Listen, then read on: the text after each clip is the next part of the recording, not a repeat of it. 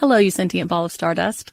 My name is Casey Davis. I'm a therapist and I'm an author of the book How to Keep House While Drowning, where I talk about ways to make it a little bit easier to take care of yourself when you're overwhelmed, stressed, have mental health issues, physical health issues, or maybe you're just in a hard season of life.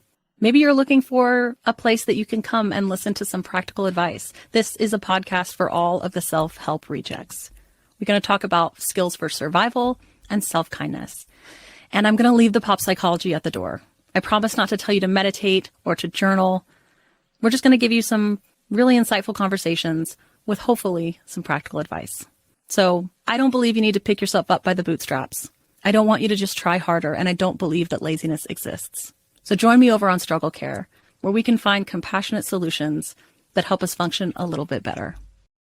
Are you struggling to conceive? You have options, and at Piedmont Reproductive Endocrinology Group, we'll make sure you have the guidance and support you need. PREG is known for individualized fertility care that's unique to every patient. We take the time to provide a reassuring and empowering experience because we believe that you deserve nothing less. Let us help you on your journey to parenthood. Visit us at pregonline.com to learn more. Get the guidance and support you need at Piedmont Reproductive Endocrinology Group. Stoveleg Media, igniting conversation.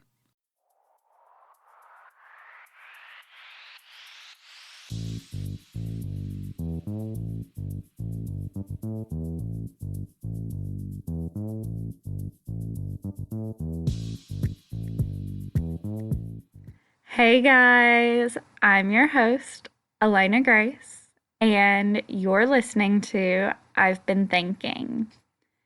Y'all, welcome to September. What a time to be alive. I cannot believe that we're already here. Like, I'm so confused. I feel like it should be April. Whatever. But since it's September, I always think of September 11th. And next week we will have an episode that's kind of related to that. But I thought it would be really cool if for this month's book club episode, we talk about something that is kind of, excuse Belle and her floppy ears. So I thought it would be nice if this month we talk about something that's kind of like related to history and geopolitics and all of those things. And this is also, I think, a really good subject moving towards the November elections as well. These are things that we all should be aware of, what I'm going to be talking about today. And it's something that if I had not gone to a liberal arts school, I don't think I was a political science major, so maybe I would have come across this, but I don't think that this would have been as commonly known to the people around me if I hadn't gone to a liberal arts school, right? So this month, our book club is Prisoners of Geography by Tim Marshall. This focuses on geopolitics, which, again, I thought was very appropriate considering this month is 19 years since the September 11th terrorist attacks.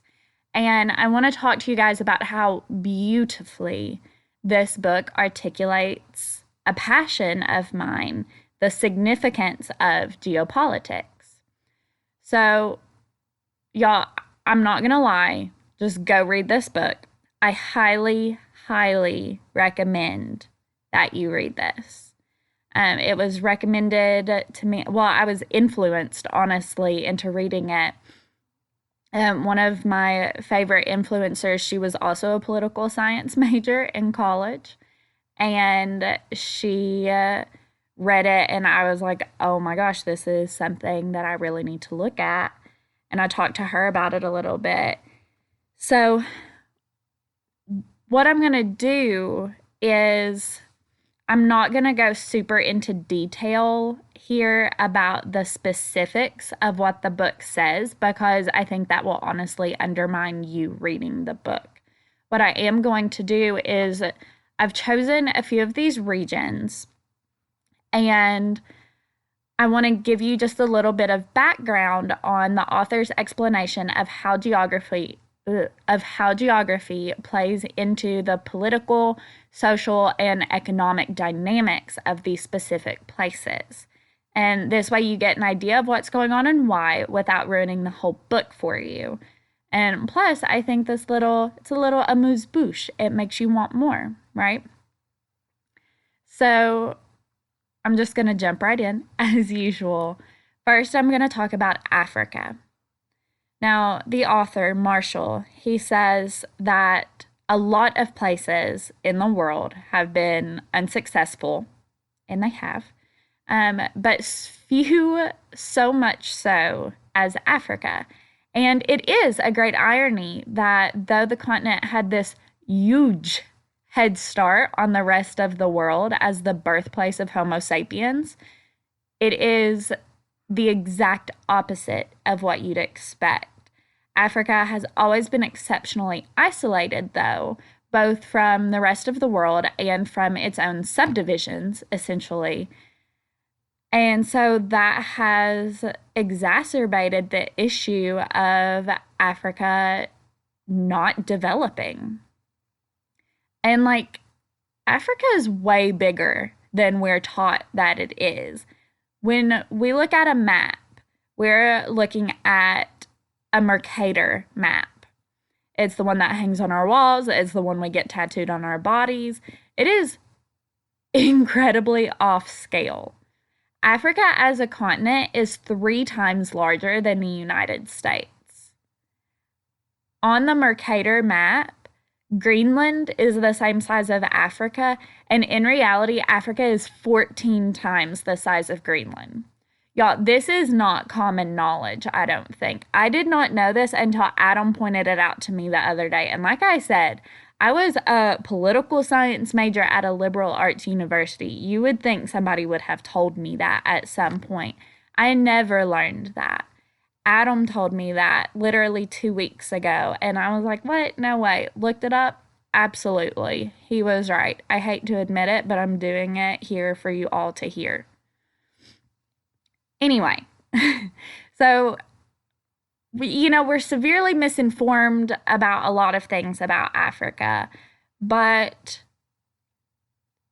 it truly is, its size, its relation to other places. I mean, all of these things contribute to its isolation, and it's no surprise that it is the way it is when you think about its geography. The people of Africa truly are prisoners of their own geography. So, Northern Africa, for example, there are coastal plains, and there's the Sahara Desert, which is this vast expanse that pretty much cuts it off from the Mediterranean and Europe. Africa has these big, rocky sandy strips of land as well. And so, or Northern Africa does. And Northern Africa is largely Muslim because of its proximity to the Middle East and Muslim nations. So, in the bottom 2/3 of the continent, as Marshall measures it, he splits it up into thirds essentially. There's way more diversity in both people and in climate. There's Mediterranean and temperate climates as you go more southward.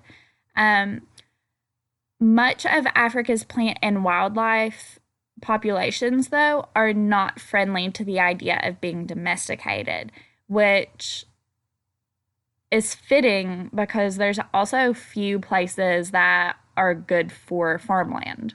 Even in the more temperate climates, there's lots of swamps, lots of sandy regions, just not a good place to settle down and try to grow crops and, do all those things that in Mediterranean and European countries came pretty quickly. and in far eastern countries as well. So further, the topography that typically contributes to movement of people and goods, such as rivers, feature abrupt drop-offs, and the rivers in Africa very rarely connect to one another. Like, most of them don't connect at all. So that also makes economic growth really difficult. This is one of the regions also that literally thousands of languages exist within the continent of Africa, and that no one unifying culture emerged overall because there was no way to move goods and people the way that we normally see it. I mean, in the United States, for example, among our native tribes, in Canada as well, and hell, South America too, there's rivers, there's all these ways that they were able to travel and connect with one another. And we have proof of, far northern native nations connecting with far southern, and those things, trading with each other and communicating with each other and sharing goods and people and ideas. And Africa didn't have that opportunity at all. They did not have the means to do it because of the geography of the region. And so the barriers that they experienced further exacerbated the difficulty of developing technology. And even though these individual tribes were, and still are, often very socially and culturally and politically sophisticated, their technologies were unable to develop very far because there was no sharing of information and collaborating and growing together. And that has often been very necessary to the growth of people. So then, to make it worse, in the great European cities, as colonialism began to take place in Africa, government officials took maps of Africa's geography and they just drew lines along the contours, splitting these pieces of land into countries which would be exploited and colonized. And all of this, the fact that these countries, quote, originated merely in lines drawn on maps by foreigners. This is why Africa is consistently at war. And we'll see very much the same thing in the Middle East as well. These things, random lines on map, they contributed to the Rwandan genocide. These arbitrary lines have barricaded the Democratic Republic of the Congo into a resource-heavy but unable to develop hole in the ground from which no one allows it to escape. These arbitrary lines are just drawn on maps, but at the same time, they're prison walls. So now I'm going to move on to Latin America. And this one's going to be much shorter. Marshall writes that the geography of Latin America ensures that no country will ever gain significant power in the region, nor can the countries collaborate to pose a threat to the rest of the world, which is really, really fascinating. These limitations were created right from the beginning, where in Latin America, the culture of wealthy landowners and supporting serfs was imposed by the colonizers. So the Portuguese, the Spanish, even, the French, they came there, took over, ravaged the land because it is an amazing place and it's resource rich and there's all these things. But they didn't move far beyond the coast because they were scared of the jungles and they were scared of the mosquitoes. So first of all, they imposed this culture that doesn't allow for a lot of movement. And second of all, they put all of their money essentially right along the coast. So now all of the roads from inland lead to the coast, but they don't easily connect countries to each other. So there's that major problem, which contributes to Latin America's inabilities to grow and overcome some of these things. They don't have that infrastructure to move within each other.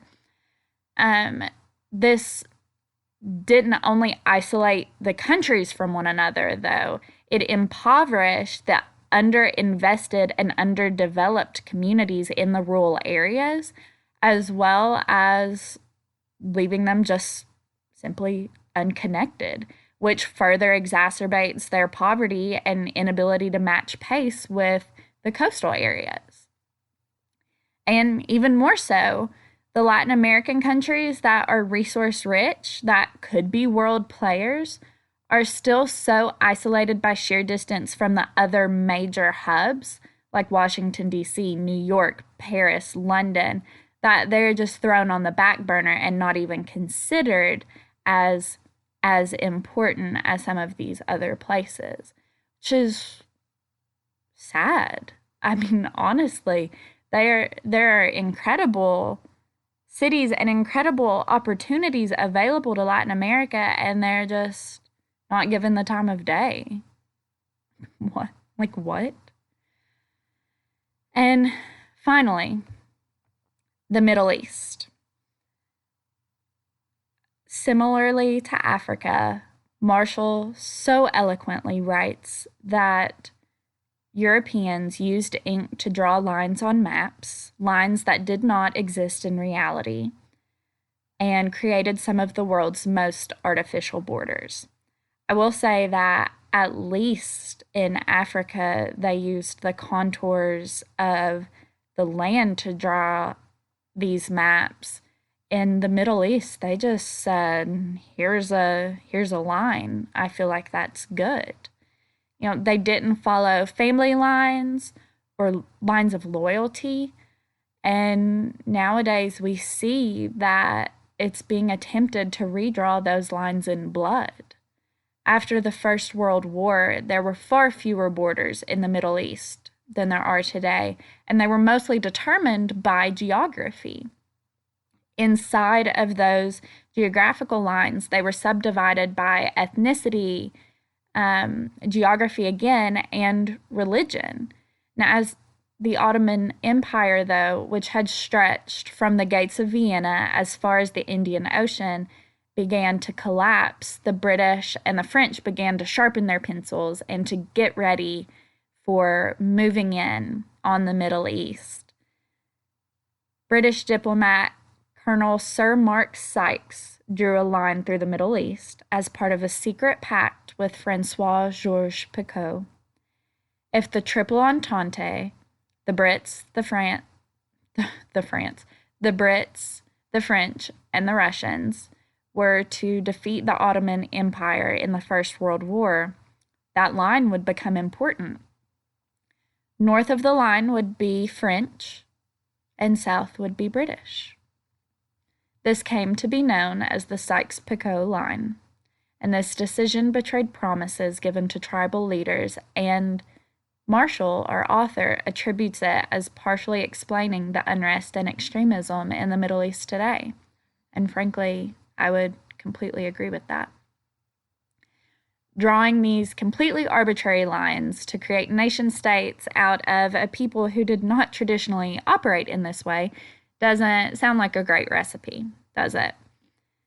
Combining Sunni and Shia, who have been split since 632, for example, just doesn't fly. And thus European colonials created these groups of people who don't mesh and puts them under the rule of leaders who favor whichever branch and tribe they belong to. So that's really good. And these men, as really all of them were men, then used their power to dictate things, whether they were historically, religiously, and culturally appropriate. For example, in Iraq, a place where the religious Shia had never accepted a Sunni government, and where a whole corner of the country is otherwise known as Kurdistan, a whole other indigenous ethnic group in the northern mountainous areas of Iraq, Turkey, Iran, and Syria. They were just thrown in the pot with everyone else, not even considered in any of those areas. And that's why they're called Kurdistan. They are their own little nation. I mean, they're not recognized as their own nation, which is frankly whatever I think they should be. I mean, that would solve quite a few problems. But yeah, they're just thrown in there. Y'all, I don't know if you can tell, but this is something that I feel super passionately about. Ever since undergrad, where I learned that so many places are defined by these stupid arbitrary lines drawn by somebody glancing at a map, I've been obsessed with that idea and trying to understand the nuances of it and the greater effect that it's had on the world. So I really just want to say that I hope this episode inspires you to want to know more.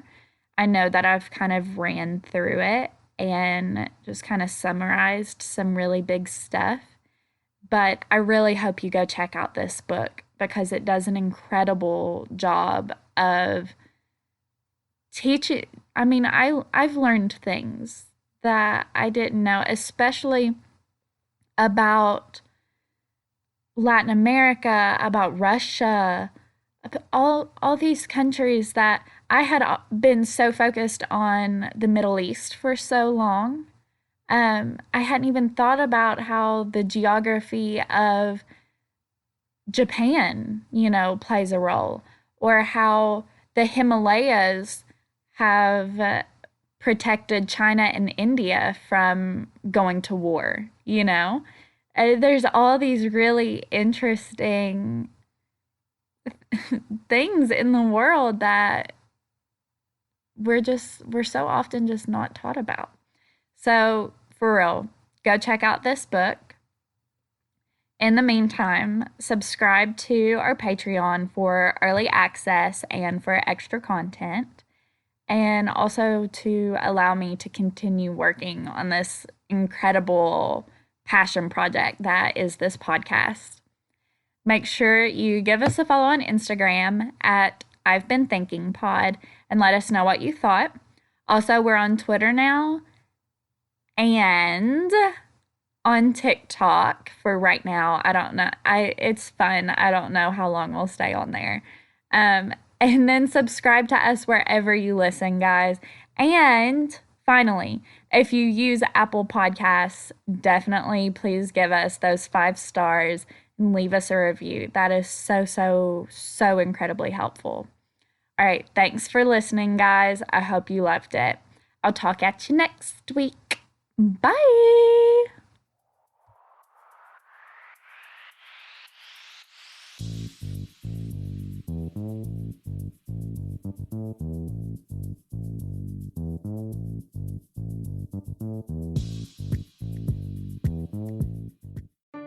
Did you miss your deadline to renew your Medicaid coverage? You can still send your completed annual review form to Healthy Connections Medicaid. You may be assigned to another health plan, but you can ask to come back to First Choice within 60 days of renewed Medicaid eligibility. It's your family. It's your choice. First Choice is the right choice. Renew and choose us. Visit selecthealthofsc.com/renew to learn more. Okay, round 2. Name something that's not boring. A laundry? Ooh, a book club. Computer solitaire, huh? Sorry, we were looking for Chumba Casino. That's right. ChumbaCasino.com has over 100 casino-style games. Join today and play for free for your chance to redeem some serious prizes. ChumbaCasino.com. No purchase necessary. Void where prohibited by law. 18+ terms and conditions apply. See website for details.